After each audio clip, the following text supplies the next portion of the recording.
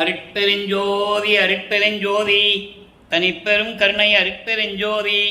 எல்லா உயிர்களும் இன்புற்று வாழ்க, வள்ளல் மலரடி வாழ்க வாழ்க, கொல்லா விரதம் கோல எல்லாம் ஓங்குக, நல்லோர் நினைத்த நலம் பெறுக, நன்றி நினைத்த எல்லோரும் வாழ்க இசைந்து.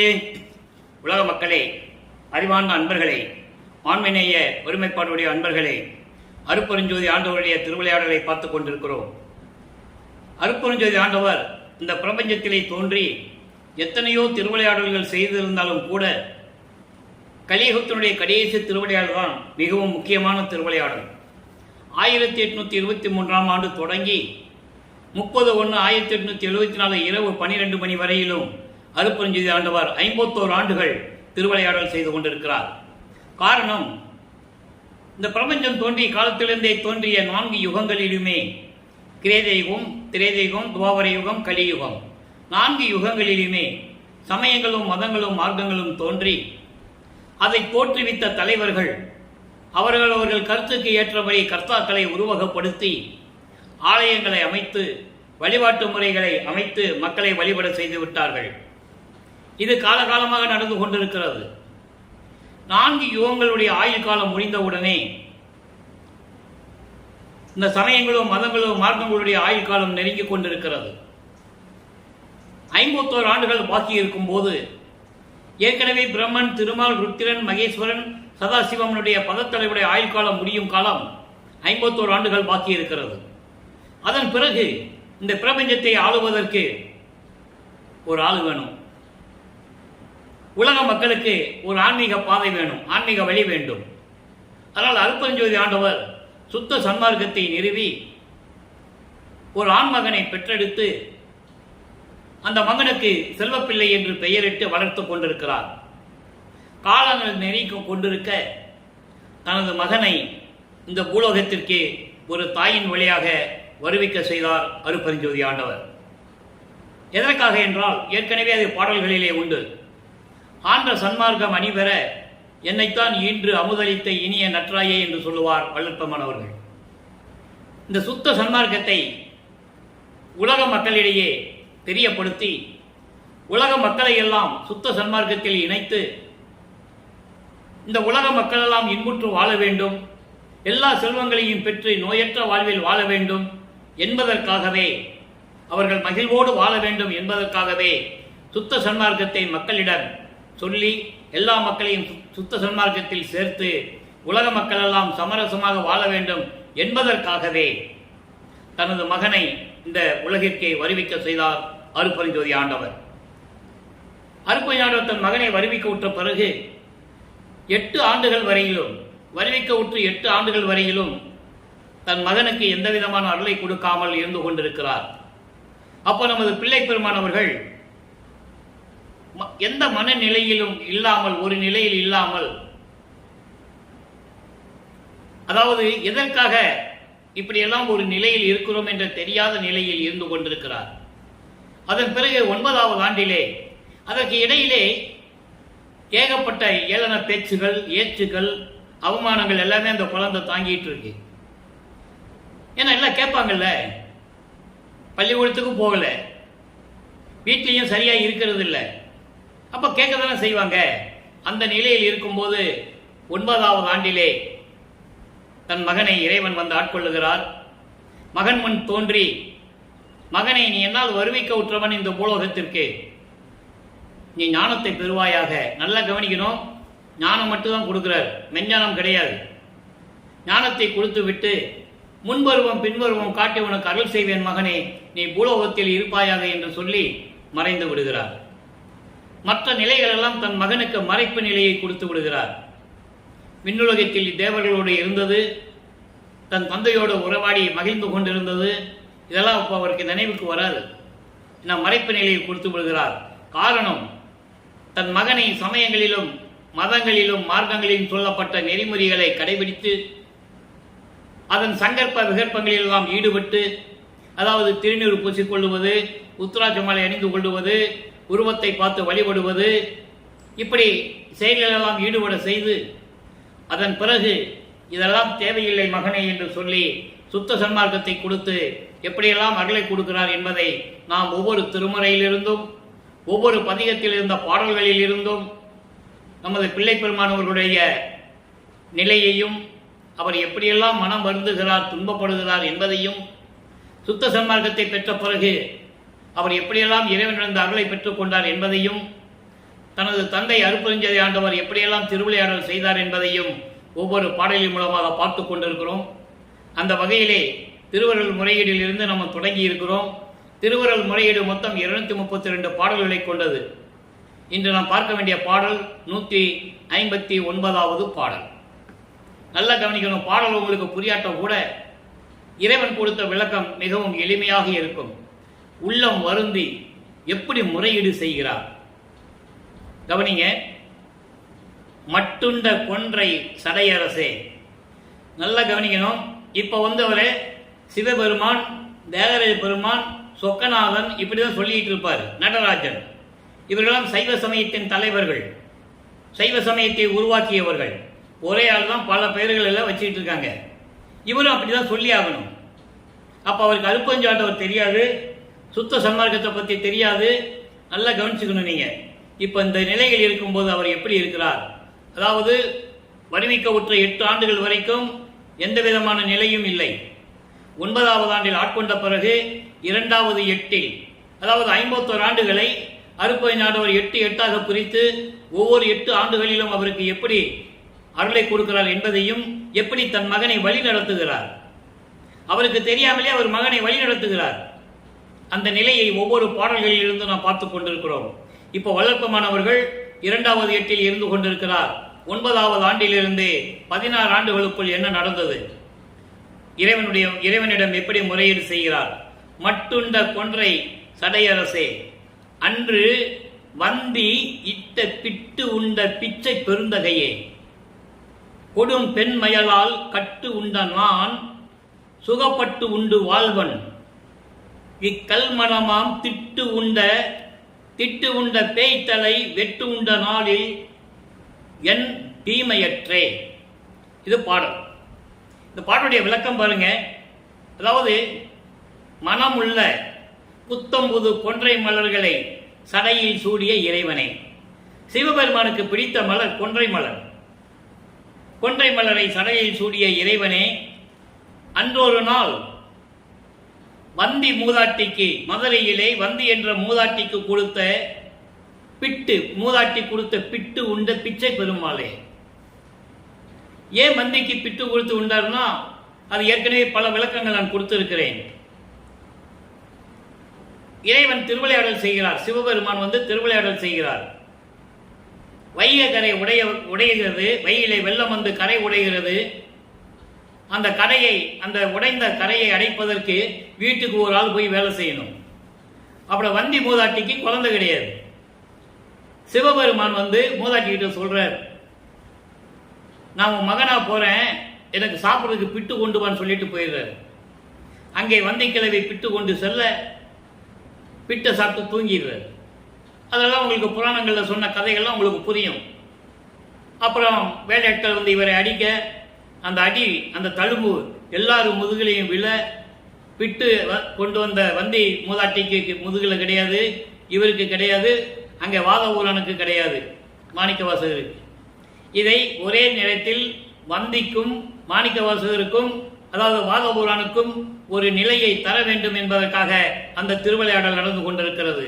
அதை இங்கே குறிப்பிடுகிறார். அப்படிப்பட்ட இறைவனே, பெண்களின் கொடிய காம வலையில் சிக்கி மயக்கங்களினால் அவதிப்படும் நான். நல்ல ஞாபகம் செய்யணும். இது இயற்கை. 16 வயது ஆன உடனே ஒரு ஆணுக்கு காம உணர்ச்சி வருவது இயற்கை. இவர் உலகியலிலே இருந்ததனால் அந்த நிலையை இறைவனிடம் கூறுகிறார். அதோடு மட்டுமல்ல, காமத்தை போக்க வேண்டும், பிண்ட துரிசை நீக்க வேண்டும். காமம், குரோதம், லோபம், மோகம், மதம், ஆச்சரியம், இந்த 6 பிண்ட துரிசுகளை நீக்க வேண்டும். இவருக்கு அறியாமலேயே அந்த 6 பிண்ட துரிசுகளை அருட்பெருஞ்சாண்டவர் நீக்கிக் கொண்டிருக்கிறார். அப்ப அதை சொல்றார். அந்த நிலையில் இருக்கும்போது இப்படியெல்லாம் பெண்களை பார்த்த உடனே எனக்கு காமம் உண்டாகிறது, இப்படி அந்த துயரத்தினால் அவதி பெற்றுக் கொண்டிருக்கிறேன். நான் சுகப்பட்டு வாழ்வது எப்போது? இந்த நிலைகளெல்லாம் மாறி நீ எப்போ அருளை கொடுப்பது? நான் எப்போது சுகப்பட்டு வாழுவது, இன்பமாக வாழுவது? இப்போ துன்பப்பட்டு கொண்டிருக்கிறேன். இந்த கல் நெஞ்சமும் பஞ்சகமும் கொண்ட இந்த பேய் தலையும் என்ன நினைக்காதெல்லாம் நினைக்குது, நினைக்காதெல்லாம் நினைக்குது. மூளை வேலை செய்த அந்த மாதிரி இந்த வஞ்சகப்பட்ட தலையும் இந்த வஞ்சகம் கொண்ட மனமும் வெட்டினால்தான் என் தீமைகள் எல்லாம் தீருமோ? அது வரைக்கும் நீ காத்துட்டு இருப்பையா? நான் என்ன செய்வேன் இறைவனே, நீ விரைவில் வந்து அருள்வாயாக என்று சொல்லி இறைவனிடம் முறையீடு செய்கிறார். அவர் நிலைக்கு, ஏனால் இறைவன் வருவிக்க உற்றவன் மகன் என்று அவருக்கு நிலை தெரியும். வெளியே யாருக்கையும் சொல்ல முடியாது, சொல்லவும் கூடாது, அது காலத்தின் கட்டாயம். அப்ப அந்த நிலையில் இருக்கும்போது இவர் இறைவனிடம் இப்படி முறையீடு செய்கிறார். எப்படியெல்லாம் நீ திருவிளையாடல் செய்து கொண்டிருந்தாய், அப்படிப்பட்ட இறைவனே விரைவில் வந்து எனக்கும் அருள் கொடுக்க வேண்டும் என்று சொல்லி முறையீடு செய்கிறார். இந்த நிலைகள் எல்லாம் மாறும்போது இரண்டாம் திருமுறை உருவாகிறது. இரண்டாம் திருமுறை மொத்தம் 113 பதியங்களை கொண்டது, 1207 பாடல்கள். இப்போ நம்ம இதுவரைக்கும் 17 பதிகத்தை பார்த்திருக்கிறோம். இன்னும் மீதி பார்க்க வேண்டியிருக்கு. அற்புதமா இருக்கும் ஒவ்வொரு பாடலும். எப்படியெல்லாம் விண்ணப்பம் செய்கிறார், எப்படியெல்லாம் முறையீடு செய்கிறார், எப்படியெல்லாம் இறைவனிடம் மன்றாடுகிறார் என்ற நிலையை நாம் பார்த்துக் கொண்டிருக்கிறோம். இன்று அறிவரும் பெருமை என்ற பதிகத்திலே 7வது பாடல் இறைவனுடைய பெருமையை சொல்லிட்டு இப்படியெல்லாம் பெருமை உடைய இறைவனே எனக்கு ஏன் வந்து இன்னும் அருளை கொடுக்கவில்லை என்று முறையீடு செய்வது. இன்று 7வது பாடல் நல்ல கவனிங்க.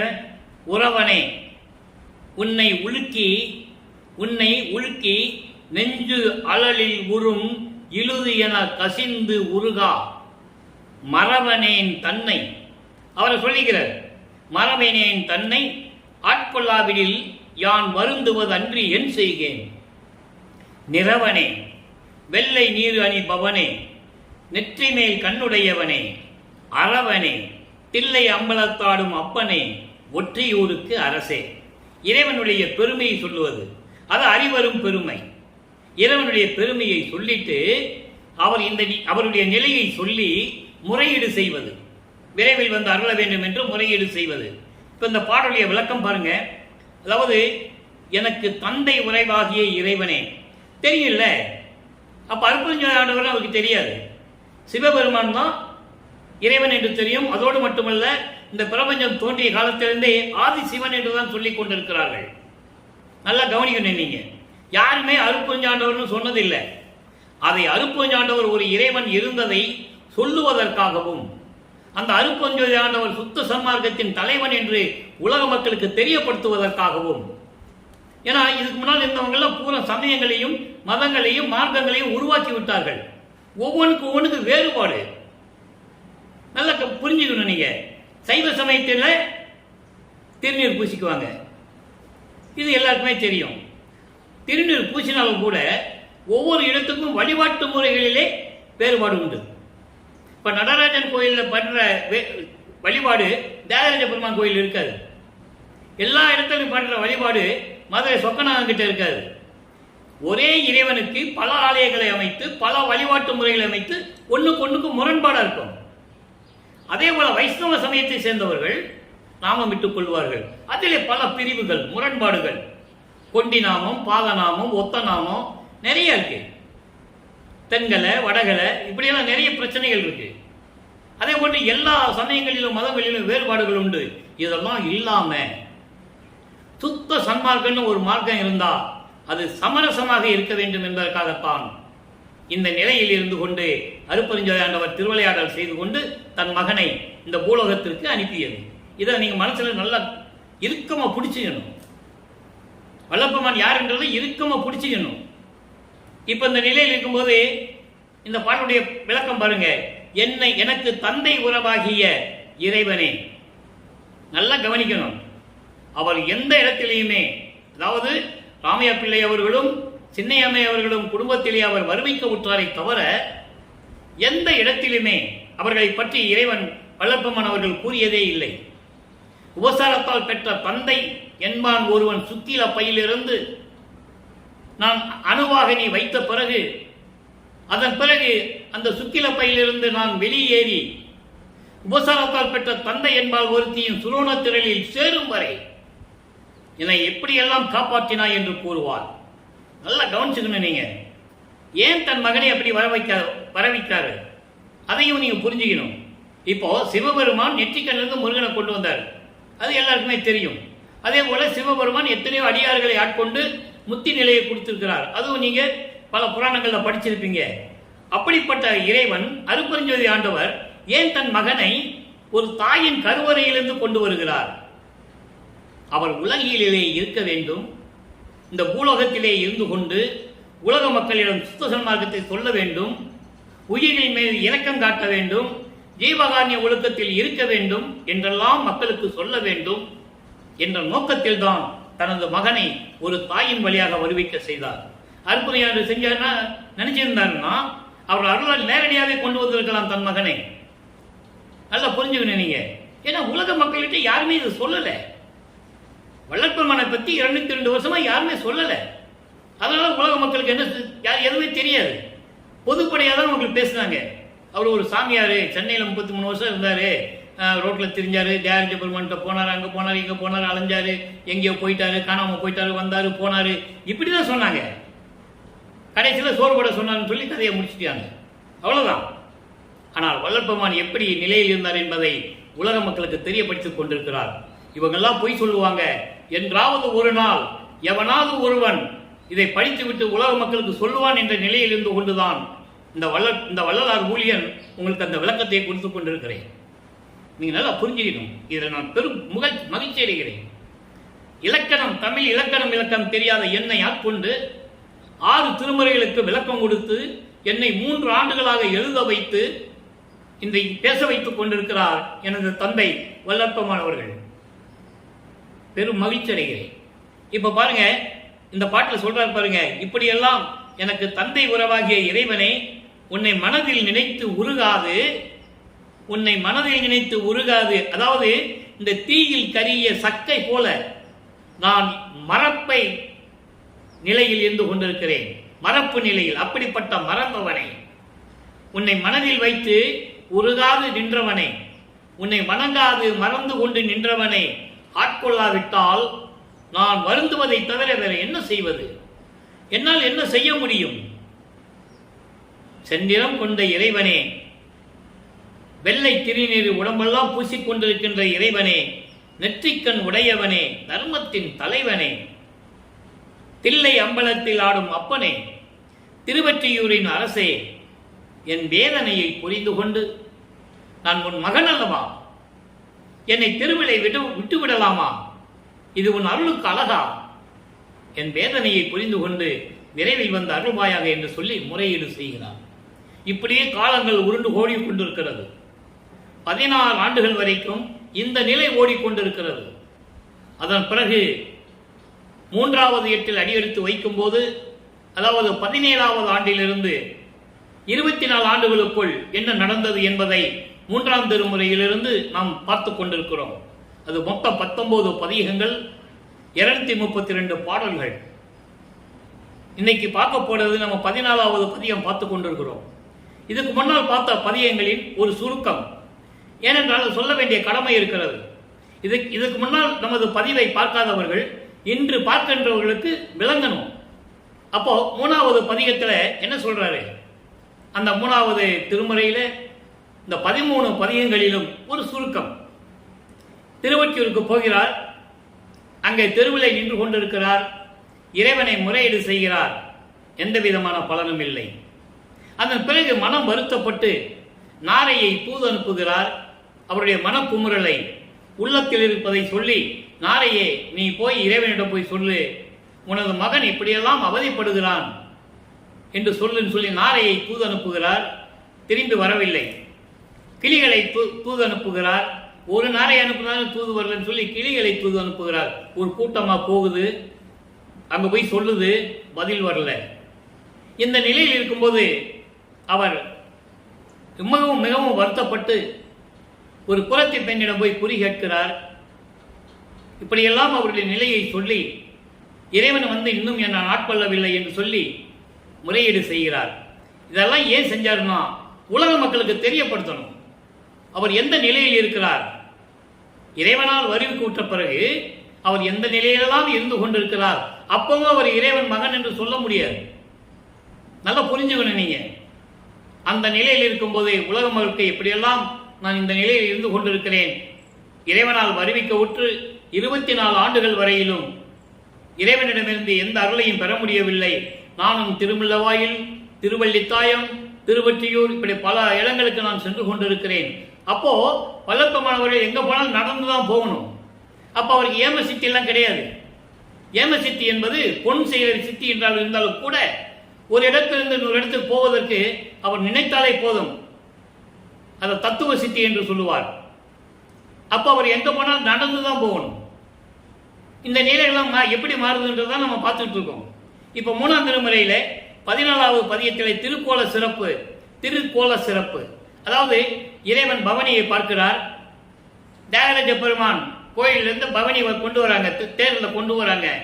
அப்போ இவருக்கு என்ன நிலை ஏற்படுகிறது பார்க்கிறோம். இப்படி பார்த்துக்கிட்டே இருக்கும்போது 19ஆம் பதியத்துக்கு வரும்போது நீங்க மிரண்டு போயிருவீங்க. தியாகராஜ பெருமான் இதை பார்த்தோன்னே திருவழியா ஓடுவார். அது கடைசி சீனு. ஏன் ஓடுறாரு? விளக்கம் நிறைய இருக்கு, நான் சுருக்கமா சொல்றேன். இவர் போய் நிற்பாரு, கோயிலில் போய் நிற்பாரு, அப்படியே பார்த்துட்டே இருப்பாரு.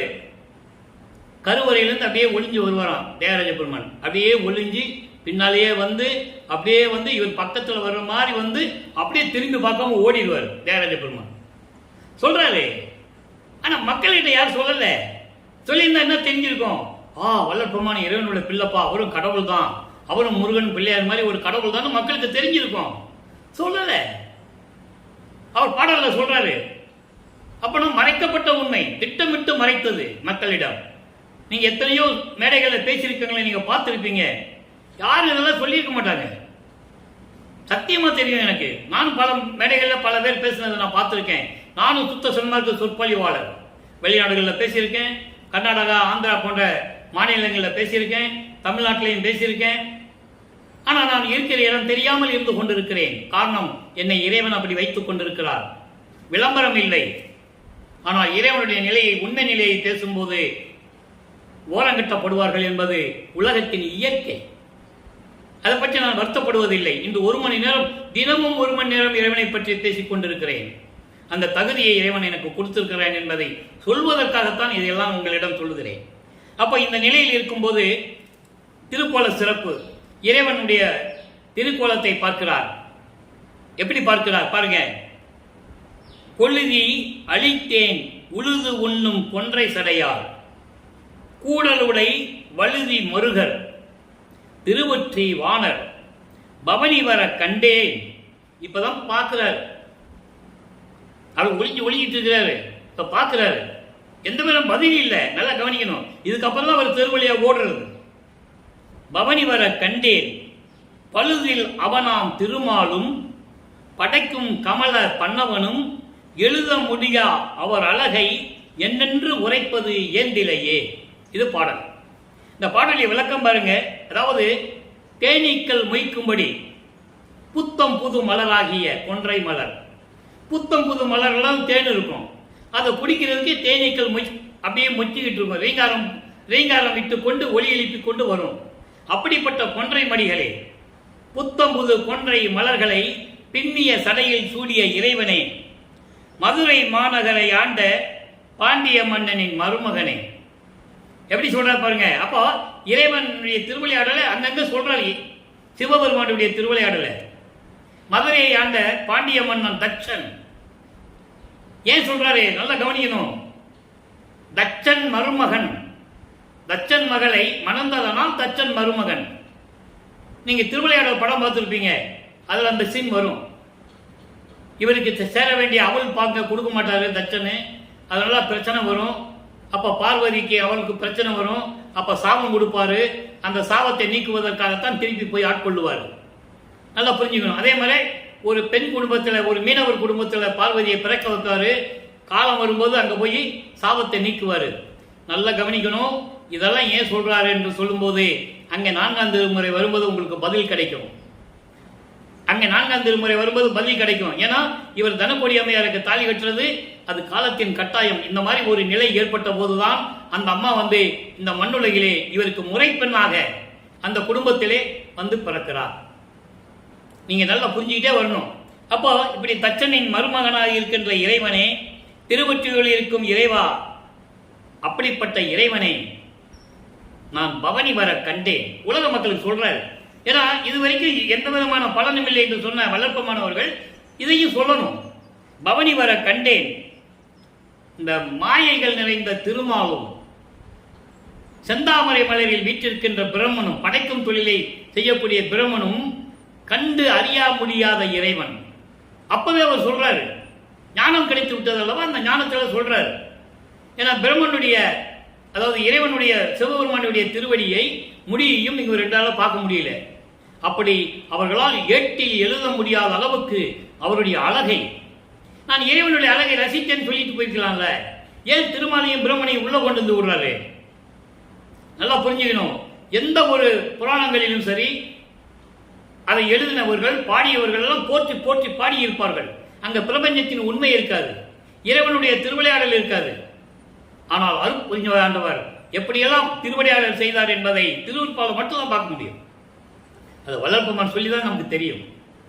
ஆக இந்த மலை நிலையில் இருக்கும் போதே இவர்களெல்லாம் பார்க்க முடியாது, எழுத முடியாத அந்த அவருடைய அழகை நான் எண்ணி எண்ணி மனம் உவந்து பார்த்து கொண்டிருந்தேன்.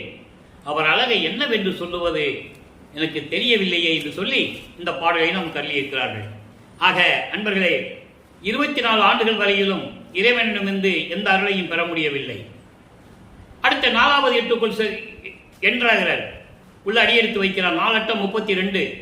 25வது ஆண்டிலிருந்து 32 ஆண்டுகளுக்குள் என்ன நடந்தது, எப்படியெல்லாம் இறைவன் வருகிறார், எப்படி அருள் கொடுக்கிறார், எப்படி காட்சி கொடுக்கிறார், எப்படியெல்லாம் திருவிளையாடல் செய்கிறார் என்பதை அருட்பிரகாச மாலையிலிருந்து நாம் பார்த்து கொண்டிருக்கிறோம். இன்று 82வது பாடல். மொத்தம் 100 பாடல்களை கொண்டது. இந்த பாடலுடைய விளக்கத்தை பார்ப்பதற்கு முன்னால் 27வது ஆண்டில் தனக்கொடி அம்மையாருக்கு திருமங்கல்யம் பூட்டி, அதாவது தாலி கட்டி மனைவி என்ற ஒரு உறவை ஏற்படுத்துகிறார். காரணம், இவர் செஞ்ச ஆவணம் அது ஏற்கனவே நிர்ணயிக்கப்பட்டது, எல்லாமே படைக்கப்பட்டது, ஒப்பந்தம் ஏற்படுத்தப்பட்டது. இறைவனுக்கும் இவருக்கும் அவர்களுக்கெல்லாம் ஒப்பந்தம் ஏற்பட்டது என்பதை ஒரு பாடலிலே கூறியிருப்பதை அந்த பாடலுடைய விளக்கம்லாம் நான் கொடுத்திருக்கேன். எல்லா விளக்கங்களும் திருவுற்பாவில் இருக்கிறதை யாரும் மறுக்க முடியாது. இந்த நிலையில் இருக்கும்போது அவர் அம்மாவுக்கு மோட்ச வீட்டை காட்டி அந்த அம்மாவுடைய மாயைகளையும் மயக்கங்களை எல்லாம் நீக்கி உச்ச நிலையை கொடுக்கிறார். உச்ச நிலை என்பது ஒரு மேம்பட்ட நிலையை கொடுத்து விடுகிறார். அதன் பிறகு அந்த பற்றுகளை நீக்க வேண்டும், அந்த பற்றுகளை நீக்க வேண்டும். வல்லப்பமானவர்கள் இந்த நிலையை ஏற்படுத்தியதை, இந்த பாடலில் இருக்கின்ற உண்மையை உலக மக்களுக்கு யாரும் சொல்லல. தனக்கொடி அம்மையாருடைய டாபிக்கை யாரும் சொல்லல. அது ஒரு திருவிளையாடல், இறைவனுடைய திருவிளையாடல். எல்லாவற்றையும் சொன்னவர்கள், எல்லா சாபம் நீங்கிய பெண்களை எல்லாம் பற்றி சொன்னவர்கள், அகலிகை முதல் எல்லாம் சொன்னாங்கல்ல. அகலிக்கு ஏற்பட்ட சாபம், அந்த சாபத்தை நீக்குவதற்காக ராமன் பாதம் பட வேண்டும் என்று சொன்னார்கள். மக்களுக்கு தெரிந்தது, இதை சொல்லவில்லை. வல்லப்பெருமான் தாலி கட்டினால்தான் அந்த அம்மாவுக்கு மோட்ச வீடு கிடைக்கும் என்ற நிலையை யாரும் சொல்லவில்லை. அக்கா மகளை கல்யாணம் பண்ண சொன்னாங்க, வேண்டான்னு சொன்னாரு. அப்புறம் எல்லாம் வற்புறுத்தினாங்க, வேற வழி இல்லாம ஒத்துக்கிட்டாரு. அப்படி அல்ல, அது உலகியல் விளக்கம். இறைவன் எப்படி திருவிளையாடல் செய்தார் என்பதை தான் இந்த பாடல் நமக்கு கூறுகிறது. இப்ப அந்த பாடலுடைய விளக்கம் பாருங்க. உளவு அறிந்தோர் தமக்கெல்லாம், உளவு அறிந்தோர் தமக்கெல்லாம் உபநிடித பொருளாய், உளவு அறியாருக்கு, உளவு அறியாருக்கு இக பரமும் உருவிக்கும் பொருளாய். இறைவனை பற்றி சொல்றாரு. எப்படிப்பட்ட இறைவனுடைய திருவடிகள் விண்ணுலகத்திலிருந்து பூலோகத்திற்கு வந்து மண்ணிலே கால் பதிந்து கால் வலிக்க நடந்து வந்து தெருக்கதவை திறந்து, இவரு மன உறுதியுடன் இனிமே எங்கேயும் போகக்கூடாது, கதவை பூட்டிட்டார், பூட்டி தாழ்பால் போட்டார். இனிமே திருவொற்றியூர் போகக்கூடாது, திருமலை வயலுக்கும் போகக்கூடாது, திருவில் வயத்துக்கு போகக்கூடாது. போதும்டா சாமி, 24 வருஷம் இப்படியெல்லாம் நம்ம கஷ்டப்பட்டது போதும் அப்படின்னு சொல்லி ரூபை பூட்டி தாழ்பால் போட்டார். அப்ப இறைவனுக்கு தெரிஞ்சிடும்ல, மகனுடைய கோபம் நியாயமானது, தர்மமானது. நீதியானது என்று சொல்லி மகனை சமாதானப்படுத்த வேண்டும் என்பதற்காக தெருவிலே நடந்து வருவது போல நடந்து வருகிறார். இறைவன் நினைச்ச நேரம் வந்து வீட்டுக்குள்ள நிக்கலாம்ல. எப்படி சூட்சமமான விளக்கங்களா இருக்கு தெரியுமா இங்க திருவெற்பாவுல. ஏன்னா அப்படி வந்துட்டா மகனை சாந்தப்படுத்த முடியாது, சாந்தம் அடைய மாட்டான் என்ற காரணத்திற்காக தெருவழியை நடந்து வருவது போல நடந்து வருகிறார். அந்த அவர் நடந்து வந்த திருவடிகள் எப்படிப்பட்ட திருவடிகள் என்று சொல்லுகிறார். உளவு அறிந்தோர் தமக்கெல்லாம் உபநிடல் பொருளாய், அதாவது சூழ்ச்சி, வஞ்சகம், சூது இதெல்லாம் வைத்துக் கொண்டவர்களுக்கெல்லாம் வேதங்களின் விளக்கமாக தான் இருப்பார். நல்லா புரிஞ்சுக்கணும். அதே நேரத்தில் உளவு அறியாருக்கு, சூது வஞ்சகம் சூழ்ச்சி இல்லாதவர்களுக்கு இக பரம் இன்பத்தை கொடுப்பார். இகம் என்பது பூலோகம், பரம் என்பது விண்ணுலகம். இரண்டு உலகங்களுடைய இன்பங்களை எல்லாம் கொடுப்பார். அப்படிப்பட்ட பொருளாய், பொருள் என்பது இறைவன். நல்லா புரிஞ்சுக்கணும். ஆக இப்படிப்பட்ட இரண்டு திருவடிகள் அளவறிந்த அறிவாலே அறிந்திட நின்றாடும் அடிமலர்கள் மெஞ்ஞான அறிவிலே தெரிந்து கொள்ள திருவிளையாடல் செய்து கொண்டிருக்கின்ற அப்படிப்பட்ட திருவடிகள். அந்த இரண்டு திருவடிகளும் வருந்தியிட நடந்து வந்து, இரவில் நடந்து வந்து களவறிந்தேன் தன்னை கூவி, இந்த குற்றம் செய்தவனை மகனே என்று அழைத்து தன்னை தாழ்த்திக் கொள்ளுகிறார் இறைவனிடம். இறைவன் மகன் என்றாலும் கூட அவர் அந்த பணிவு காட்டுகிறார். இந்த குற்றம் செய்த குற்றம் உள்ளவனை மகனே என்று என்னை அழைத்து கதவை திறந்து, கதவை திறப்பித்து, அதான் திறந்து தாழ்பாலை திறக்க செய்து கையில் ஒன்று கொடுத்தாய், என் கையில இறைவன் ஒன்று கொடுத்தாய், நின் கருணையை என் என்பேன், உன் கருணையை நான் எப்படி சொல்லுவேன்? ஒன்று கொடுத்தார் என்பது ஒரு அருள்கொடை. அது நம்ம ஒவ்வொரு பாடலிருந்து பார்த்துட்டு இருக்கோம். தினமும் தொடர்ந்து பார்க்கிறவங்களுக்கு அது தெரியும். அருள்கொடையை கொடுக்கிறார். என்ன அருள்கொடை என்பது நம்ம பின்னால பார்க்கிறோம். அடுத்து சொல்றார் பாருங்க, விளவு எரிந்தோன், விளவு எரிந்தோன் அயன் முதலோர் பணிந்து ஏத்திட பொதுவில் விளங்கும் நடம்புரிகின்ற துளங்கும் ஒளி மாமணியே. இங்க பாருங்க, தொடக்கத்தில எல்லாம் இந்த பாடல்களை சொல்லும் போது பாம்பை சுற்றி கொண்ட இறைவன், கங்கையை தலையில் வைத்துக் கொண்ட இறைவன் அப்படியெல்லாம் சொல்லுவார் சிவபெருமானை. இப்ப பாருங்க, மறைமுகமா சொல்றாரு ஒளி மாமணியே. இப்ப அருப்பஞ்சாண்டவர் இருக்குது, அவருக்கு தெரியும், அவர் தான் தன்னுடைய தந்தைன்னு தெரியும். நான் குற்றம் செய்து விட்டேன் என்று ஏன் ஒவ்வொரு பாடல சொல்றாரு?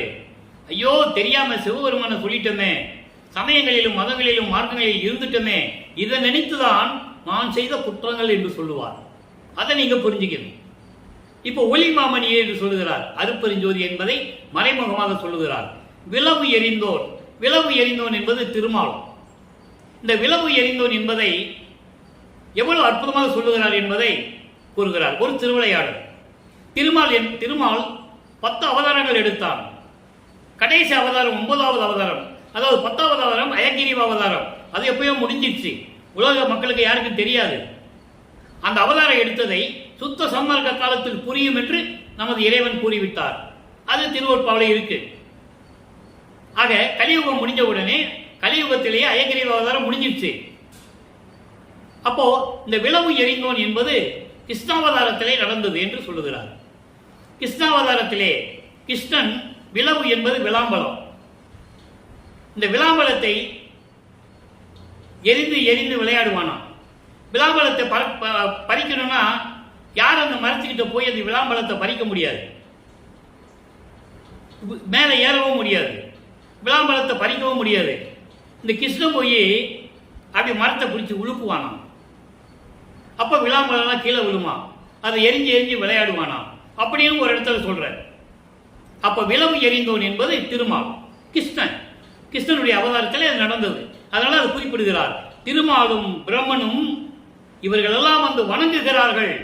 எங்கே? சத்தியஞான சபையிலே இருக்கின்ற அருப்பெருஞ்சோதி ஆண்டவரை. அப்படி இருக்கின்ற இறைவனே, திருவிளையாடல் செய்து கொண்டிருக்கின்ற இறைவனே ஒளி மாமணியே என்று சொல்லுகிறார். நல்லா கவனிக்கணும். இப்ப திருமால், பிரம்மன், ருத்திரன், தேவர்கள், சரஸ்வதி, லட்சுமி போன்ற தலைவர்கள் எல்லாருமே அருப்பெருஞ்சோதி ஆண்டவரை வணங்குகிறார்கள். அதே நேரத்தில் ஏன் சொல்றாரு அப்படின்னு புரிஞ்சுக்கணும். சுத்த சன்மார்க்கத்தை பெற்ற பிறகு, இவர் கடவுள் நிலையை அடைந்த பிறகு அவர்களெல்லாம் இவரை வணங்குகிறார்கள். அதை நம்ம தெளிவாக பாடலில் பார்த்துட்டு இருக்கோம். இன்னைக்கு வந்த பாடல் இருக்கு, நல்ல கவனிங்க. ஆக இப்படியெல்லாம் நடந்து கொண்டிருக்கும் போது 32 ஆண்டுகள் வரையிலும் எப்படியெல்லாம் அவருடைய நிலை இருந்தது என்பதை உலக மக்களுக்கு தெரிந்து கொடுத்தார். இப்ப 5வது எட்டில் நுழைந்து கொண்டிருக்கிறார். ஐயட்ட 40 33வது ஆண்டிலிருந்து இப்போ 32 24 ஆண்டுகள் வரைக்கும் ஒன்றும் இல்லை. அதுக்கப்புறம் 8 ஆண்டுகள்ல இறைவன் ஆட்கொண்டு ஒவ்வொரு அருள் கொடையை கொடுத்துட்டு அவர் போயிடுவார். மகனை இங்க இருக்கு சொல்லிட்டு போயிடுவார். இப்போ இவர் சுத்த சன்மார்க்கத்தை வாங்கறதுக்கு அங்க போகணும். 33வது ஆண்டு தொடங்கத்தில் சமயங்களையும் மதங்களையும் மார்க்கங்களையும் நெறிகளை எல்லாம் விட்டுவிட்டு, அந்த சங்கற்ப முரண்பாடுகளை எல்லாம் விட்டுவிட்டு, திருநீறு பூசுவதை விட்டு, உத்தராஜ மாலை அணிவதை விட்டு, வெள்ளாடை அணிந்து முக்காடு போட்டுக்கொண்டு எல்லாவற்றையும் எல்லா பற்றுகளையும் நீக்கிவிட்டார். எல்லா பற்றுகளையும் நீக்கிவிட்டு மண்ணாசை, பெண்ணாசை, பொன்னாசை என்ற உலக விடயங்களையும் நீக்கிவிட்டு இப்போ சுத்த சன்மார்க்கத்தை செல்ல அங்கே சிவஞான வெளிக்கு சென்று கொண்டிருக்கிறார். தத்துவங்களை கடந்து, அந்தங்களை கடந்து, சரிய கிரிய யோகம் என்ற 12 நிலைகளையும் கடந்து, அதெல்லாம் மதங்களையும் மார்க்கங்களையும் சார்ந்த நிலைகள். திரையோதச நிலை 13வது நிலை ஞான சரியை, அங்கிருந்துதான் மரணமெல்லா பெருவாழ்வு தொடங்குகிறது. இப்படியெல்லாம் சென்று கொண்டு அங்கே சுத்த சிவஞான வழிக்கு சென்று கொண்டிருக்கிறார். இப்ப வல்லற்பமானவர்கள் நினைத்த இடத்தில் ஒரு நொடியில் இருப்பார், பறந்து செல்வார். நீங்க சினிமாவில் பார்த்துருக்கலாம், விட்டலாச்சாரி படத்தில் பார்த்துருக்கலாம், புராண படங்களில் பார்த்துருக்கலாம். உடனே வருவாங்க, உடனே போவாங்க, காட்டுவாங்க. ஆனால் வல்லற்பமான் வந்ததை போனதெல்லாம் யாரும் காட்டல, யாரும் சொல்லலை. அதான் மக்களுக்கு தெரியாது. எங்கே ஆளை காணுன்னு கேட்டால் என்ன சொல்லுவாங்க? எங்கேயோ போயிட்டாருப்பா, இன்னும் ஒரு 3 மாதம் கழிச்சு வருவார், இல்லை ஒரு 6 மாதம் கழிச்சு வருவார். அவர் எங்கே போயிருப்பாருன்னு யாருக்கு தெரியும்? இப்படிதான் மக்களிடம் சொல்லிக்கிட்டு இருந்தார்கள். இதை யாரும் மறுக்க முடியாது.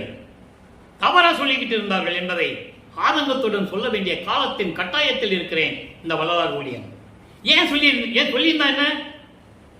அவரு வெளிகளுக்கு கடந்து போவார்ப்பா, அங்க போய் தான் சுத்த சன்மார்க்கம் வாங்கினாரு. அவர் பாட்டுல சொல்றாரு, கற்பனையா சொல்ல வேண்டாம், கதையா சொல்ல வேண்டாம். அவருடைய நிலையை பாடல்களிலே கூறியிருக்கிறார். இப்போ சுத்த சன்மார்க்கத்தை அங்க வாங்க போறாரு.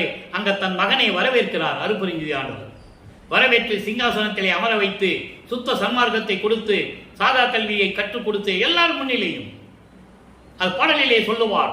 நாகாதிவனும் நாராயணனும் நான்முகனும் நல்முறும் எனவே ஞான அமுதம் அளித்தாய், அதை நானும் உண்டு துண்ணதே, சாதா கலையை பயிற்று தந்த தயவை சாற்றரு கருது. எல்லாம் பார்த்துட்டு இருக்காங்க, கோபத்தில் இருக்காங்க, பல்ல கடிச்சுக்கிட்டு நறுமுறுன்னு பல்ல கடிச்சிட்டு கோபத்தில் இருக்கிறாங்க. யாருக்கும் கிடைக்காததை மகனுக்கு கொடுத்துட்டு இருக்கிறாய் என்று. ஏன் அவருக்கு இந்த நிலை இருந்தது? அவன் பிரம்மனால் படைக்கப்பட்டவர் அல்ல, வல்லற்பமானவர்கள். மீது எல்லாமே இந்த பிரபஞ்சத்தில், இந்த பிரபஞ்சத்தில் தோன்றியவர்கள் எல்லாமே பிரம்மனால் படைக்கப்பட்டவர்கள், திருமலால் காக்கப்பட்டவர்கள். அதன் பிறகு இறைவனை வழிபட்டு அருளை பெற்றவர்கள். இதில் மாற்று கருத்தே கிடையாது. ஆனால் வல்லற்பமான அப்படி அல்ல. அருட்பெருஞ்ஜோதி அவனுடைய அருளால் ஆண்மகனாக பெற்றெடுத்தவர். அந்த ஆண்மகனைத்தான் இந்த ஒரு தாயின் வழியாக இந்த மண்ணுலைக்கே வருவிக்க செய்தவர் என்ற நிலையை நீங்கள் புரிந்து கொள்ள வேண்டும். இப்போ நிலைகள் எல்லாம் மாறிவிட்டது. சுத்த சன்மார்க்கத்தை வாங்கியாச்சு, பூலோகத்துக்கு வரார். நேர கருமொழிக்கு தான் வரார். அங்கதான் 9 வருஷம் இருக்கிறார். அந்த நிலையை தான் நம்ம பார்த்துட்டு இருக்கோம். இங்கே அருள் விளக்க மாலை 6ஆம் திருமுறை உருவாகிறது. அருள் விளக்க மாலையில் இன்றைக்கு 99வது பாடல். மொத்தம் 100 பாடல். இது வரைக்கும் 98 பாடல் விளக்கத்தை பார்த்துட்டோம். ஒவ்வொரு பாடலிலும் எப்படி இறைவனுடைய தன்மையையும், இறைவன் எப்படியெல்லாம் திருவிளையாடல் செய்தார் என்பதையும், எப்படியெல்லாம் அருளை கொடுக்கிறார் என்பதையும், தந்தைக்கும் மகனுக்கும் எப்படி உரையாடல் நடக்கிறது. ஏன்னா இன்னும் காலங்கள் இனி 9 வருஷம் தான் இருக்கு, 9 ஆண்டுகள் தான் இருக்கு. நல்லா புரிஞ்சுக்கணும். இப்போ 33வது ஆண்டிலிருந்து 40 ஆண்டுகளுக்குள்ள வந்துட்டாரு. இனி 11 வருஷம் தான் இருக்கு. அப்போ 9 ஆண்டுகள் இருக்கு. அதுக்கப்புறம் 2 வருஷம் ஓடிடுது. அப்போ இறைவன் தன் மகனுக்கு எப்படியெல்லாம் பூலோகத்திற்கு வந்து அருளை கொடுக்கிறார் என்பதையும் அங்க அருள் விளக்க மாலையிலே பார்த்து கொண்டிருக்கிறோம். நல்லா கவனிங்க. இன்னைக்கு 99வது பாடல். குணம் அறியே. இவர் ஏன் பாடலை சொல்றாருன்னு ஒவ்வொரு பாடல்களும் 4 வரியில முதல்ல சொல்லிடுவார். சமயங்களிலும் மதங்களிலும் மார்க்கங்களில் இருக்கும்போது எந்த நிலையில் இருந்தார், அதன் பிறகு தன் தந்தை ஆட்கொண்டு சுத்த சன்மார்க்கத்தை கொடுத்த பிறகு எந்த நிலையில் இருக்கிறார். ஏன் சொல்றாருன்னா அந்த வேறுபாடை மக்கள்கிட்ட சொல்லணும். அந்த முரண்பாடை சொல்லணும். அங்க இருக்கும்போது எனக்கு ஒண்ணுமே கிடைக்கல, அதெல்லாம் விட்ட பிறகுதான் எனக்கு இதெல்லாம் கிடைச்சதுன்னு சொல்லுவார். பேருபதேசத்திலேயே சொல்லுவார். சித்தி வளாகத்தில் மேட்டுக்குப்பத்தில் சுத்த சன்மார்க்க கொடியை கட்டிட்டு பேருபதேசம் பண்ணும்போது சொல்லுவார். அதெல்லாம் நீங்க உரைநடை பகுதியில் நீங்க பார்த்துக்கலாம். இப்ப சொல்றாரு பாருங்க, குணம் அறியேன் செய்த குற்றம் பெரும் குற்றம் எல்லாம் குணமாக கொண்டு அருளி என்னுடைய குறிப்பு எல்லாம் முடித்து மனம் ஒரு பேரருள் இன்ப அமுதம் என கழித்து. நல்லா கவனிக்க நண்பர்களே, பேசுறவங்க என்ன சொல்லுவாங்க தெரியுமா? எங்க சித்தி விழாவில் இருந்தாலும் சரி, ஞான சபையில் பேசுறவங்க எல்லாம் மேடையில ஏறி மைக்க பிடிச்சி பேசுறவங்க எல்லாம் பேசுவாங்க, அவர் சாப்பிட்டாரு, அங்க பண்ணாரு, இங்க பண்ணாரு, தூங்குனாரு. நீங்க சித்தி விழாவுக்கு போங்க, அங்க சமையல் ரூம் இருக்கா? மற்ற சமயங்களிலும் மதங்களிலும் மார்க்கங்களில் சொல்லப்பட்ட கோயில்களை நீங்க போய் பாருங்க, சொல்லுவாங்க இது பள்ளி அறை, இது சமையலறை, மடப்பள்ளி சமையலறை, இங்க இருந்துதான் சமைச்சு கொண்டு போய் இறைவனுக்கு கொடுப்போம், அங்க இறைவன் சாப்பிட்டு தன் மனைவியோட ஊஞ்சல் ஆடுவாரு, இப்படிதானே சொல்லுவாங்க. ஆனா சித்தி வளாகத்தில் என்ன இருக்கு? ஒன்னும் இல்ல, 10க்கு 10 ரூமு தான், ஒரே அறை, ஒரே ரூமு, ஓலை குடிசை. இறைவனுடைய நிலை பாருங்க. மற்றுடைய நிலைகள் எல்லாம் எப்படி இருக்கும்? மாட மாளிகை கூட கோபுரம் மணிரத்னங்களால், தங்கத்தாலும் பவளத்தாலும் மணிகளாலும் அலங்கரிக்கப்பட்ட கோபுரங்களா இருக்கும். இறைவன் நம்ம இறைவன் எப்படி இருக்கு? 10க்கு 10 ரூபாய் பண ஓலை குடிசை. அங்க இருந்துட்டு தான் பிரபஞ்சத்தை இயக்குறாரு. அப்பா கூப்பிடுறாரு, மகனே உனக்கென்று ஒரு உலகம் இருக்கிறது.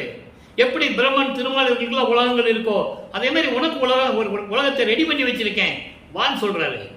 விரிப்பிலே மாலையன் பதவி அந்த உலகங்கள் எல்லாம் எனக்கு தேவையில்லை. என் மக்கள் என்னை விட்டு ஒரு கண நிமிடம் கூட இருக்க மாட்டார்கள். நான் இந்த மக்களோடு மக்களாக இருந்து நான் உலகத்தை காப்பாற்றுகிறேன், பிரபஞ்சத்தை இயக்குகிறேன் என்று சொல்லி சித்தி வளாகத்தில் இருந்து கொண்டிருக்கிறார். இது உண்மை, சத்தியம், இறைவன் சொன்ன உண்மை. ஆக அப்படிப்பட்ட இடத்துல என்ன இருக்கு? ஒண்ணுமே இல்லை. அதையும் அங்கிருந்து பூசாம பேசுறாங்க, அதையும் மக்கள் கேட்கிறாங்க. படிச்சவங்க போய் சொல்ல மாட்டான்னு சொல்லி அந்த கதையில கேட்டுக்கிட்டு இருக்காங்க. அப்படி அல்ல. அதெல்லாம் பேசணும்னா நான் பேசிட்டே இருப்பேன், எத்தனை மாசம்னாலும் பேசுவேன். ஆனால் இன்னைக்கு பாடலுடைய விளக்கங்களை எல்லாம் நம்ம கொடுக்கணும். இறைவனுடைய திருவிளையாடலை உண்மையாக எப்படி நடந்தது மக்களுக்கு சொல்லணும்னா ஒவ்வொரு பாடலிலிருந்து நான் சொல்லிட்டு இருக்கேன். இது இறைவன் கொடுத்த விளக்கம், நான் கிடையாது. இறைவன் என்னை இயக்குகிறார். குணமறியேன் செய்த பெரும் குற்றம் எல்லாம் குணமாக கொண்டருளி என்னுடைய குறிப்பெல்லாம் முடித்து மனம் ஒரு பேரருள் இன்ப அமுதம் என கழித்து மணிமுடியும் சூட்டி. அன்றலை மணிமுடியும் சூட்டி, அங்கீகாரம், இளவரசன் பட்டம், அருப்பல் ஞாண்டவர் மகன் என்ற பட்டம், மணிமுடி சூட்டி என்னை வாழ்க என வாழ்த்தி தனவிலாது என் உள்ளத்தை தான் கலந்து நானும் தானும் ஒரு வடிவாகி. யாரும் பிரபஞ்சத்தில் சொன்னதில்லை, எந்த ரிஷியும் எந்த முனிவனும் சொன்னதில்லை. நானும் இறைவனும் ஒன்னாயிட்டான யாரும் சொன்னதில்லை. இறைவனிடமிருந்து அருளை பெற்றுக் கொண்டேன் என்று சொல்லுவார்கள். அதுவும் சுயநலத்திற்காக, உலக மக்களுக்காகவும் பிரபஞ்சம் சுகமாக இருக்க வேண்டும் என்பதற்காக யாரும் தவம் இருந்ததில்லை. நீங்கள் எழுதி வைத்துக் கொள்ளுங்கள். அவனை அழிக்க வேண்டும், அவனை விட எனக்கு பலம் வேண்டும், என்னை விட யாரும் உயர்ந்தவனாக இருக்கக்கூடாது. இந்த நிலையில் தான் அவர்கள் தவம் இருந்து வரங்களை பெற்றார்கள். அதுவும் அருப்பஞ்சாண்டவற்றை யாரும் பெற்றதில்லை, யாருக்கும் தெரியாது. பிரம்மனிடம் பெற்றிருப்பார்கள், திருமாலிடம் பெற்றிருப்பார்கள், அம்மனிடம் பெற்றிருப்பார்கள், முருகனிடம் பெற்றிருப்பார்கள், எல்லா சைவ சமய அந்த சமய தலைவர்களிடமிருந்து பெற்றிருப்பார்கள். இது எல்லாமே தெரியும், புராணங்கள்ல எல்லாம் இருக்கு. அப்போ இந்த நிலையில் இருக்கும்போது சொல்றாரு பாருங்க, அருப்பெருஞ்சோதி அரசு கொடுத்து அருளி ஆடுகின்ற அரசே என் அலங்கள் அணிந்தருளே. ஏன் இந்த பாடலை கொடுத்தாருங்கிறத நம்ம சிந்திக்கணும். இறைவனை பத்தியும் சொல்லணும், தான் இதுக்கு முன்னால் இருந்த நிலையும் சொல்லணும். திண்ணூர் பூசிட்டு இருந்தது, உத்தராட்ச மலையை போட்டது, சமயங்கள் இருந்தது, அதுலேயும் சொல்லணும். அந்த குற்றங்களை எல்லாம் இறைவன் நீக்கிட்டாருன்னு சொல்லணும். திரும்ப எனக்கு மணிமுடி சூட்டி அருளாட்சி செங்கோலாட்சி கொடுத்தாருன்னு சொல்லணும். அதை ஒரு பாடலில் கூறுகிறார். அப்படிப்பட்ட இறைவன் முதல்ல நாங்கள் இருக்கும்போது சத்துவ குணம்னு எனக்கு தெரியாது. சமயங்களிலும் மதங்களிலும் மார்க்கங்கள் இருக்கும்போது சத்துவம் குணம்னு எனக்கு தெரியாது. அப்ப சுத்த சன்மார்க்கம் எனக்கு தெரியாது. சமயங்களிலும் மதங்களிலும் மார்க்கத்தில் செய்யப்பட்ட குற்றங்களை எல்லாம் நீக்கினாரு. எல்லா குற்றங்களையும் நீக்கி குணமாக கொண்டு என்னை மன்னித்து அருளி என்னுடைய எண்ணத்தில் இருந்ததையெல்லாம் எனக்கு அருளி குறிப்பெல்லாம் முடித்து என்று சொல்லுகிறார். எல்லாத்தையும் கொடுத்து எனக்கு பேரருள் இன்ப அமுதம் எனக்கு அளித்து, என்னது சுத்த சன்மார்க்கம், சுத்த சன்மார்க்கத்தையும் கொடுத்து, இதைத்தான் நான் சொன்னேன். அங்கே சிவானந்த வெளிக்கு போய் அங்கே சுத்த சன்மார்க்கத்தை வாங்கி மணிமுடி சுட்டதெல்லாம் இந்த பாடல சொல்றாரு. சுத்த சன்மார்க்கத்தை கொடுத்து எனக்கு மணிமகடம் சூட்டி எனக்கு அங்கீகாரம் கொடுத்து பிரபஞ்சத்தை இயக்கக்கூடிய வல்லமை படைத்தவன் என்று உலகம் அறிய சொன்னவர் என் தந்தை என்று கூறுகிறார். மணிமுடி சூட்டி என்னை வாழ்க என வாழ்த்தி, மகனே தரவை இல்லாது, அதாவது பரிபூரணமாக, சொச்சம் மிச்சம் குறை குற்றம் எதுவும் கிடையாது, பரிபூரணமாக எல்லாவற்றையும் கொடுத்து என் உள்ளத்திலே பரிபூரணமாக கலந்து கொண்டு நானும் தானும் ஒன்றாகி நின்றோம். யார் சொன்னது? ஒன்றாகி நின்றோம் அங்கே சுத்த சிவஞான வெளியிலே. அதன் பிறகு மகனே இன்னும் நாடுகள் இருக்கிறதே, நீ பூலோகத்துக்கு சென்று வா என்று வாழ்த்தி என்னை அனுப்பினார். நான் வந்துவிட்டேன். அதுக்கு பிறகு சொல்றாரு, அந்த திருவருள் செங்கோலாட்சியும் கொடுத்து திருவிளையாடல் செய்கின்ற அரசே, நான் பாடுகின்ற பாடல்களையும் விண்ணப்பங்களையும் முறையீடுகளையும் ஏற்றுக்கொண்டு எனக்கு மீண்டும் அருள வேண்டும் என்று சொல்லி பாடலிலே கூறுகிறார். இப்ப பாருங்க, அடுத்த பதிகம் 76வது பதிகம். பாங்கி தினமும் சொல்லிதாகணும், ஏன்னா பாடல்கள் இருக்கே, ஒவ்வொரு நிலைக்கு மாறும்போது ஒவ்வொரு பாடல் விளக்கம் வருது. பாங்கி தலைவி பெற்றி, பற்றி கிடையாது, பெற்றி. பெற்றி என்றால் தன்மை, மாண்பு. தலைவியினுடைய மாண்பை பற்றி தலைவனிடம் சொல்லுவது. தோழி தன்னுடைய தலைவியை பற்றி தலைவனிடம் சொல்லுவது. தோழி என்பது மனம், தலைவி என்பது பிள்ளை பெருமானவர்கள், தலைவன் அருப்பெருஞ்சோதி. அப்போ ஒரு தோழி தலைவனை பற்றி தலைவனிடம் சொல்லும் போது தன்னுடைய நிலையை உலக மக்களுக்கு சொல்லுகிறார். நல்லா புரிஞ்சுக்கணும். நீங்க இப்ப பாடலை படிச்சுட்டு அதனுடைய பொருள் எப்படி இருக்குன்னு பார்ப்போம். அம்பலத்தே நடம்புரியும் எனது தனி தலைவர், அன்புடன் என் உள்ளம் கலந்து அருப்பெருஞ்சோதியினால் தம்பலத்தே பெரும் போகம் தந்திடுவார். இதுதான் சத்தியம் சத்தியம். அதனால் சார்ந்தவர் தாம் இருக்க எம்பலத்தே மலரணைய புனைக என பல்கால் இயம்புகின்றாள். இவள் அளவில் இசைந்து நமது அருளாம் செம்பலத்தே உருதருணம் வாய்மலர வேண்டும். சிச்சவை பொற்றவை ஓங்கி திகழ் பெரிய துறையே. இது தோழி தலைவியை பற்றி தலைவனிடம் சொல்லுகிறார். இப்போ உண்மையான பொருள், சுத்த சன்மார்க்க விளக்கம் இறைவன் எப்படி நமக்கு உலக மக்களுக்கு சொல்லியிருக்கிறார்னா, உலக மக்களே, அம்பலத்திலே நடமுறிந்து கொண்டிருக்கின்ற எனது தனி தலைவன், சுத்த சன்மார்க்கத்தின் தலைவன், அப்படிப்பட்ட தலைவன் அன்புடன் என் உள்ளத்திலே கலந்து அருப்பெருஞ்சோதியினுடைய ஞானத்தினால் அருள் ஒளியால் எனக்கு பெருபோகம் தந்திடுவார், பேரின்பத்தை கொடுப்பார். அவருடைய அருளால் என்னுடைய பேரின்பத்தை கொடுப்பார். இதுதான் சத்தியம் சத்தியம். அதனால் அவர் வருகின்ற நேரம் வந்துவிட்டது. அவருக்கென்று ஒரு இடம் வேண்டும், அந்த இடத்தை அலங்கரிக்க வேண்டும். தெளிவா சொல்றாரு, அவருக்கென்று ஒரு இடம் வேண்டும், அலங்கரிக்க வேண்டும். நல்லா புரிஞ்சுக்கணும். இது மர்மமான சூட்சமான விளக்கங்களா இருக்கு. அப்ப என்ன சொல்றாரு? அவருக்கென்று ஒரு இடத்தை இந்த பூலோகத்தில் நிறுவ வேண்டும். அவர் உள்ளத்தில் இருப்பதை மறைமுகமாக சொல்லுகிறார். அதன் பிறகுதான் இங்கே சத்தியஞான சபை உருவாகியது.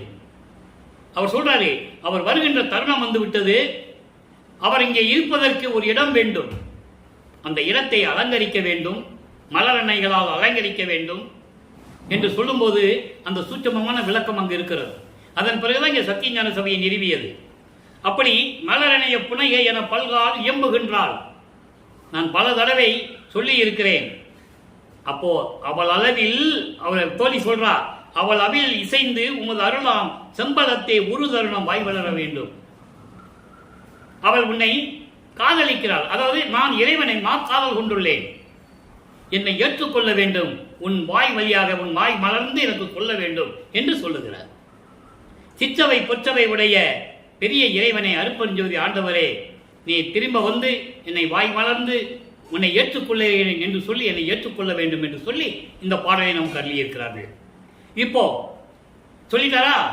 இப்ப மகனுடைய கேட்டு அவர் வருகிறார், அருப்பெருஞ்சாண்டவர் வருகிறார். இப்போ தலைவி தலைவனுடைய செயலை தாய்க்கு சொல்லுவது. இப்போ அவர் வந்துட்டாரு, தோழி சொல்லும் போது இவர் என்ன நிலைக்கு என்று சொல்லிட்டார்ல, இப்போ அவர் பூலோகத்துக்கு வந்துட்டார் இறைவன். அருட்பெருஞ்சாண்டவர் வந்தாச்சு. இப்போ அவர் வந்ததை உலக மக்களுக்கு சொல்லணும். அதை எப்படி சொல்றாரு? தலைவி தலைவனை பற்றி தாய்க்கு சொல்லுவது போல என்ன சொல்றாருன்னு பார்ப்போம். வெம்பத நெஞ்சினிடை மேவுற உண்ணார். இறைவனுடைய நிலையை சொல்றாரு. வெம்பத நெஞ்சிடை மேவுற உண்ணார் வெம்பல மாற்றும் என் அம்பலவானார். சம்மத மா மடவர்களும் நானும் தத்துவம் பேசிக்கொண்டு ஒத்துரும் போது இம்மதம் பேசி இறங்காதே பெண்ணே, ஏக சிவபோகத்தை எய்தினை நீதான் எம்மதம் என்கின்றாரடி, என் கை பிடிக்கின்றாரி அம்மா. இது பாடல். இந்த பாடல் விளக்கம் பாருங்க. அதாவது ஆணவம் கொண்டவர்களின் மனதில் இருக்க விரும்ப மாட்டார் அருட்பெருஞ்சோதி ஆண்டவர். ஆணவம் கொண்டு, ஆணவம் எங்க இருக்கும்? சமயங்களிலும் மதங்களிலும் மார்க்கங்களில் கொண்டவர்கள் ஆணவம் இருக்கும். அவர்கள் மனதில் இருக்க மாட்டார் அருட்பெருஞ்சோதி ஆண்டவர். தெளிவா சொல்றாரு. அப்படி சொல்லிட்டு பல துன்பங்களை நீக்கக்கூடிய இறைவன் என் அம்பலவாணர், என் அருட்பெருஞ்சோதி ஆண்டவர். அதோடு மட்டுமல்ல, நானும் தேவர்களும் பெரியவர்களும் சேர்ந்து தத்துவங்களை பற்றி பேசிக்கிட்டு கொண்டிருக்கும் போது அதாவது சத்து விசாரம் பண்ணி கொண்டிருக்கும் போது இறைவன் வருகிறார். இறைவன் வந்து என்ன சொல்றாரு? இப்படியெல்லாம் மதங்களை பற்றி பேசியிருக்க வேண்டாம் மகனே. இங்க பெண்ணை என்று சொல்லுவது தன்னை தலைவியாக உருவகப்படுத்தியதான் பெண்ணை என்று சொல்லுகிறார். நல்லா புரிஞ்சுக்கணும் நீங்க. இப்படி மதங்களையும் சமயங்களை பற்றி பேசி நேரத்தை வீணாக்காத என் மகனே. நீ ஏகபோக சிவனாய் சிவஞானத்தை அடைந்து விட்டாய், ஞான யோகத்தை அடைந்து விட்டாய். சரிய கிரி யோகம் என்ற 12 நிலைகளை கடந்து ஞான யோகத்துக்கு வந்து விட்டாய். இன்னும் அதை பற்றி பேசியிருக்க வேண்டாம், பேச வேண்டாம். இனிமேல் நீ கீழ்நிலைக்கு செல்ல முடியாது, இறங்காதே என்று சொல்லிவிட்டு என்னை கிண்டலாக கேட்கிறார். நீ எந்த மதத்தை சேர்ந்தவன் என்று கேட்கிறார். எவ்வளவு அருமையா சொல்றார் பாருங்க. உடனே இவர் சொல்லுகிறார், உன் மதம் எது சம்மதமோ அந்த மதம் தான் நான் என்று சொல்லுகிறார். இப்படிப்பட்ட நிலைகள் உருவாகிறது. இப்போ அடுத்த ஒரு நிலை. இப்போ தாய்க்கு சொல்லியாச்சு, அதாவது உலக மக்களுக்கு தன்னுடைய நிலையை சொல்லியாச்சு. இப்போ அந்த தாய் செவிலிக்கு சொல்லுவது. செவிலி தாய் என்பது வளர்ப்பு தாய். அவருடைய நிலை எப்படி இருக்கின்றதை அந்த பாடலில் நமக்கு கூறியிருக்கிறார்கள். புண்ணிய பதியை புணர்ந்தனன் நான் செய்த புண்ணியம் புகழ் அரிது என்றார். தன்னிய மதியின் அமுது எனக்கு அளித்த தயவை நான் மறப்பேனோ என்றார். இறைவனுடைய திருவிளையாடல் சொல்றாரு. இறைவனுடைய திருவிளையாடலால் தான் பெற்றதை சொல்லுகிறார். அருள் பெற்றதை எப்படி? புண்ணிய பதி, அதாவது அருட்பெருஞ்சோதி ஆண்டவரை நான் கலந்து கொண்டேன். நான் செய்த புண்ணியம் என்ன புண்ணியம் என்பதை சொல்லுவதற்கு அரிதானது, சொல்ல முடியாது. அது மட்டுமல்ல, மதிமண்டல தமதம் உண்டவன் நான். மதிமண்டல தமதம் என்பது உள்நாக்கு வழியாக சுரப்பது. பசி என்று இவர் நினைக்கும் போது அமுதம் சுரக்கும். அப்படிப்பட்டவர் வள்ளல் பெருமான். அவர் சாப்பிட்டாருன்னு சொல்லி மனித பிறவியாக மாற்றிவிட்டார்கள். அவரே சொல்றாரு, எனக்கு அமுதம் கொடுத்தவர். நான் பசித்த போதெல்லாம் தான் பசித்ததாகி நான் அருள் அமுதம் உண்டவன் என்று சொல்லுவார். அதற்கு முன்னால் நான் உண்டதெல்லாம் அமுதமாயிற்று என்று சொல்லுவார். அதை இங்க சொல்றாரு. தன்னிய மதியின் அமுது என்பது மதிமண்டலத்து அமுதம். பசி என்று இவர் நினைக்கும் போது மதிமண்டலத்திலிருந்து இங்கிருந்து உள்நாக்கு வழியாக அமுதம் சுரக்கும், பசி திந்துரும். அப்படியெல்லாம் எனக்கு அளித்த தயவை நான் மறப்பேனா? தெளிவா சொல்றாரு. எண்ணிய அனைத்தும் ஈர்ந்து அருள்கின்றான். நான் நினைத்ததை எல்லாம் உடனே எனக்கு கொடுத்து விடுகிறான் என் தந்தை. என்னையோ எதற்காகவோ தெரியவில்லை. அந்நிய பேரானந்தமே வடிவமாயினேன். பேரானந்தமாக நான் அந்த நிலையில் இருந்து கொண்டிருக்கிறேன் என்று சொல்லி இந்த பாடலை நாம் கருளி இருக்கிறார்கள். இப்போ பாருங்க, அடுத்து அருட்பெருஞ்சோதி அடைவு. இப்போ தோழி தலைவன்கிட்ட சொன்னது, தாய் வந்து தலைவனுடைய செயலிகிட்ட சொன்னது, நற்றாய் செவிலி தாய்கிட்ட சொன்னது, இதெல்லாம் திருவிளையாடல். அதில் இருக்கிறத நம்ம விளக்கத்தை பார்த்துட்டு இப்போ அருட்பெருஞ்சோதி அடைவு 5வது பாடல் 82வது பதிகம் 6ஆம் திருமுறை. கண்டேன், உலக மக்களுக்கு தெளிவா சொல்றாரு. கண்டேன் அருட்பெருஞ்சோதியை கண்களில் கண்டு கலிகொண்டேன். என் தந்தையை கண்டேன். அருட்பெருஞ்சோதியை கண்டு என் கண்ணால் பார்த்து மனம் மகிழ்ந்து இருக்கிறேன். சிவானந்த கூத்து ஆடிக்கொண்டு குவளையத்தே தொண்டே திருத்தம்பலம் தனக்கு ஆக்கி சுக அமுதம் உண்டேன். இறைவனுடைய அவையெல்லாம் பெற்றுக்கொண்டு இந்த பிரபஞ்சத்தை இயக்கிக் கொண்டு அதான் சொல்றாரு. சிவானந்த கூத்து ஆடிக்கொண்டு இருப்பது திருவிளையாடல். இந்த உலகத்திலே திருவிளையாடல் செய்து கொண்டு திருவம்பலத்தானுக்கு எனது அருட்பெருஞ்சோதி ஆண்டவர் தந்தையாகிய அருட்பெருஞ்சோதி ஆண்டவருக்கு தொண்டு செய்து கொண்டே நான் சுக அமுதம் உண்டேன். பேரானந்தமாக நான் இருந்து கொண்டிருக்கிறேன். உயிர் தலைத்து ஓங்குகின்றேன். உள் உவப்புற என் உள்ள மகிழ நான் இப்படியெல்லாம் சிறந்து கொண்டிருக்கிறேன் என்று சொல்லி இந்த பாடலை நமக்கு அருளியிருக்கிறார்கள். அடுத்து அடிமை பேர் என்ற பதிகத்திலே இந்த 4வது பாடல். இறைவனுக்கு அடிமையாகிவிட்டால் என்ன பாக்கியம் கிடைக்கும் அதையும் சொல்லணும். இசைந்தான் எல்லாமே இறைவனுடைய திருவிளையாடல். நல்லா கவனிச்சிக்கணும். எல்லாமே இறைவனுடைய திருவிளையாடலால் இது நடந்துவிட்டு இருக்கு. இசைந்தான் என் உள்ளத்து இருந்தான். திருவிளையாடல் நடக்காம எப்படி வர முடியும்? விரும்பினான், என்னை விரும்பினான், என் உள்ளத்திலே இருந்தான், என்னையும் நசைந்தான், என்னையும் பற்று கொண்டான், என் பாட்டை நயந்தான், நான் பாடிய பாடல்களை எல்லாம் ரசித்தான், அசைந்தாடும் மாயை மனமடக்கி வைத்தான். அலைவயக்கூடிய இந்த மனதை மாயைகளையும் மயக்கங்களையும் எல்லாம் நீக்கி மனம் அடக்க வைத்தான். அருள் என்னும் என் தாய் மகிழ அம்பலத்தான் தான். அருள் என்ற ஒரு சக்தி என் தாய் இருக்கிறாளே சிவகாமி வள்ளி, அவள் மகிழும்படி இருந்து கொண்டிருக்கிறான் என் தந்தை அருட்பெருஞ்சோதி ஆண்டவர் என்று சொல்லுகிறார். இப்போ தனித்திரு அலங்கள்ல ஒரு விளக்கம். 110வது பதிகம் 28வது பாடல். தனித்திரு அலங்கள் 110வது பதிகம். நீங்க நினைக்கலாம் என்ன இப்படி இருந்தாலும் சொல்லி திடீர்னு 110வது பதிகத்துக்கு போயிட்டாருன்னு. அங்கே கனெக்டிவிட்டி, இதுக்கான விளக்கங்கள், பொருள் விளக்கங்கள் அந்த பாடலில் உண்டு. அது இறைவன் அழகால தான் எடுத்து சொல்ல முடியும். சும்மா சாதாரணமாக சொல்லிட முடியாது. இப்போ இதெல்லாம் நடந்த திருவிளையாடலுடைய ஒரு முடிவான நிலை. எப்படி எல்லாம் அருள் பெற்றுக் கொண்டார் ஒரு சுருக்கமாக சொல்றார். அருட்பெருஞ்சோதி என் அம்மையினோடு அறிவானந்தமாக இருக்கிறார்.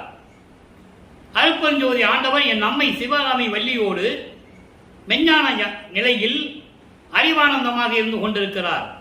அடுத்து சொல்றாரு, அருட்பெருஞ்சோதி என் அப்பன், அருட்பெருஞ்சோதி என் அப்பன் என் உள்ளத்து அமர்ந்து, என் உள்ளத்திலே அமர்ந்து அன்பினார் அருட்பெருஞ்சோதி தெல்லமுதம் தந்து.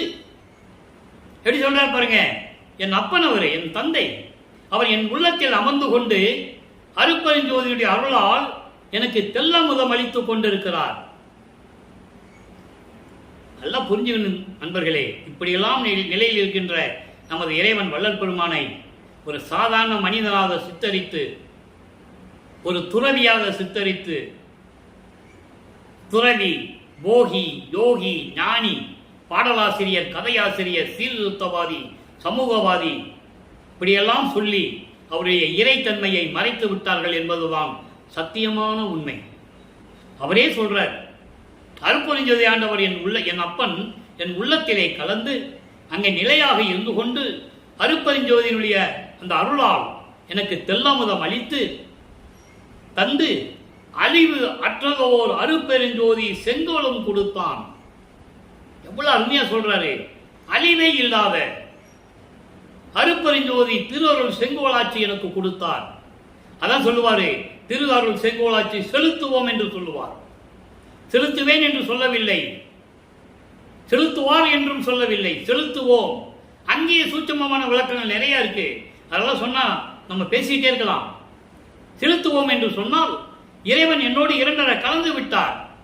இறைவன் என்னுள் இருக்கிறான். நானும் அருட்பெருஞ்சோதி ஆண்டவர் ஒண்ணுதான். நான் தானானான், தான் நானானான், நானும் தானுமானோம், ஒன்றானோம், தேனானான், உள்ளம் முழுதும் தித்தித்து நிற்கின்றான். வானானான், ஞான மனமன்றில் ஆடுகிறான், மணிமன்றில் ஆடுகிறான், கோணானான், என்னுள் புலாவுகின்ற கோமானே. இந்த ஒரு பாடல் போதும் வள்ளல் பெருமான் யார் என்று இந்த உலகத்திற்கு சொல்லுவதற்கு.